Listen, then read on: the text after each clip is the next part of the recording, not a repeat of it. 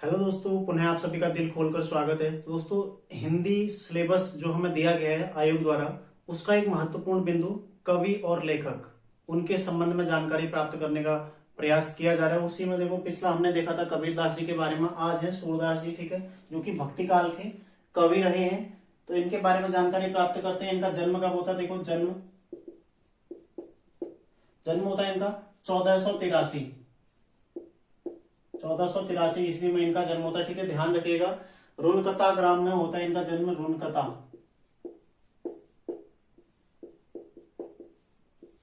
ठीक है, आगरा के पास से पड़ता है, यूपी में। रुनकता ग्राम में इनका जन्म होता है 1483 ईस्वी में, ठीक है। इनके पिता थे रामदास, ठीक है, पिताजी का नाम था इनके रामदास, माताजी का नाम था इनकी जमुना दास, ठीक है, जमुना दास। पिताजी का नाम था रामदास, माताजी का नाम था जमुना दास। इनके गुरु थे वल्लभाचार्य,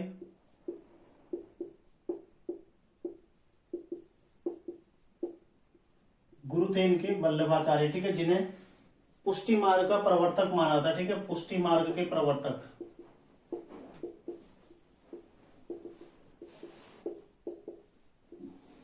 इनके गुरु थे वल्लभाचार्य, जो कि ज्यादा पूछा जाता है, ठीक है, गुरु इनके पूछे जाएंगे। बाकी ये चीजें इतनी महत्वपूर्ण नहीं है। देखो, जन्म नहीं पूछा जाता है किसी का भी। गुरु कौन थे, लगातार क्वेश्चन बन चुके हैं, ठीक है, 2-3 बार क्वेश्चन पूछे जा चुके हैं। गुरु कौन थे, या इनके जो प्रमुख, इन्होंने जो भी ज्ञान का मार्ग अपनाया, उसको पूछा जाता है लगातार, ठीक है। इनकी मृत्यु कब हुई थी? मृत्यु हुई थी इनकी 1563 में, ब्रिज में, ठीक है, 1563 ईस्वी में, ब्रिज में, ठीक है, यहाँ के पारसौली स्थान पर, ठीक है, सूरदास जी की मृत्यु हुई थी। इनकी प्रमुख रचनाएं देखो,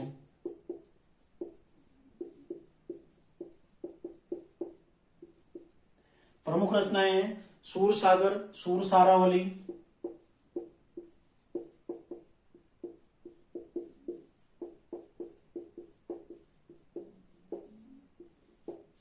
इसके अलावा है इनकी रचना नल दमयंती व्याहलो, ठीक है, ये भी इनकी एक रचना है। और साथ ही इनकी एक रचना है साहित्य लहरी,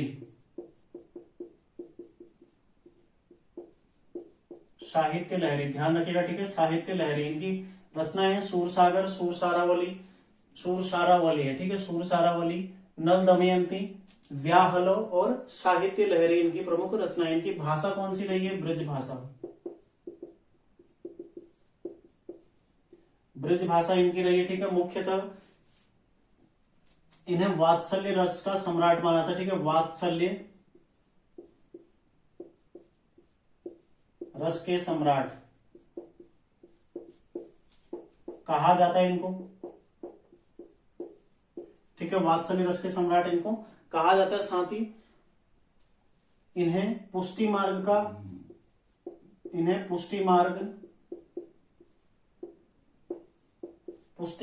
का नायक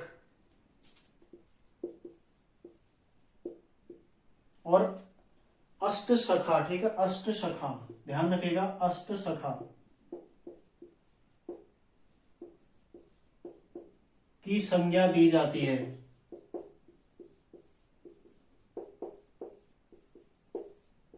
पुष्टि मार्ग का नायक और अष्ट सखा की इन्हें संज्ञा दी जाती है। और अष्टछाप कवियों में से एक इन्हें माना था, ठीक है, अष्टछाप कवियों में से एक थे। हिंदी में 8 कवि मतलब अष्टछाप कवि, ठीक है, उन कवियों में से एक थे, ठीक है, अष्टछाप कवियों में एक थे, अष्टछाप कवियों में से एक थे, ठीक है, कौन? सूरदास जी। और कृष्ण मार्गी कवि थे, तो ये भी इनके बारे में एक महत्वपूर्ण फैक्ट है, कृष्ण मार्गी कवि,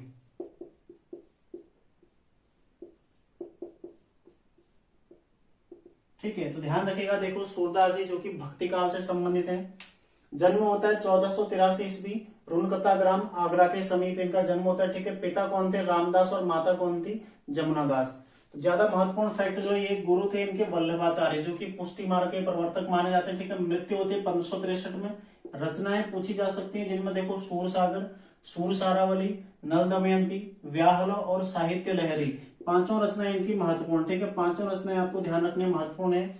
इनकी भाषा कौन सी है? ब्रज भाषा। ब्रज भाषा के साथ साथ कृष्ण मार्गी कवि ये माने जाते हैं। ठीक है, इन्हें वात्सल्य रस का सम्राट कहा जाता है। इसके अलावा पुष्टि मार्ग का नायक इन्हें माना जाता है और इसकी संज्ञा दी जाती है। ठीक है ना, पुष्टि मार्ग के नायक की संज्ञा दी जाती है, साथ ही अष्टशिला की संज्ञा इनको दी जाती है। ठीक है, इसके अलावा अष्टछाप कवियों में से एक इन्हें माना जाता है, सूरदास जी को।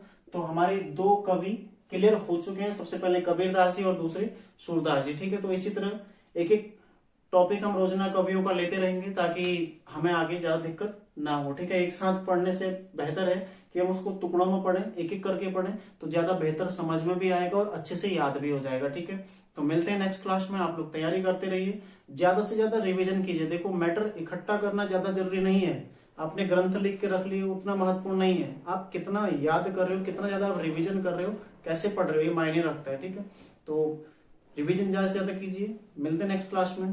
धन्यवाद।